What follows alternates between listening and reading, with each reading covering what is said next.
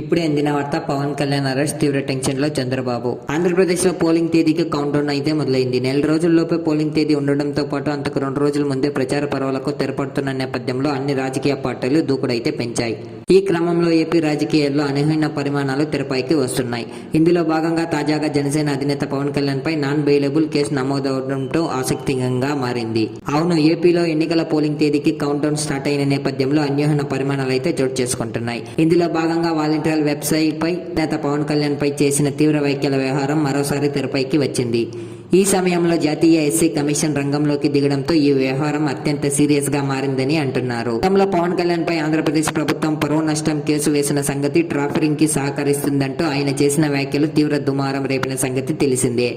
సమయంలో తాజాగా జాతీయ ఎస్సీ కమిషన్ ఆదేశాల మేరకు పవన్ కళ్యాణ్ పై మరో నాన్ బెయిలబుల్ కేసు అయితే నమోదైంది. ఆంధ్రప్రదేశ్ లో మానవ అక్రమ రవాణా, సుమారు 29,000 మంది మహిళల అదృష్టం వెనుక వాలంటీర్లు ఉన్నారంటూ గత ఏడాది పవన్ చేసిన వ్యాఖ్యలకు సంబంధించి జాతీయ ఎస్సీ కమిషనర్ స్పందించింది.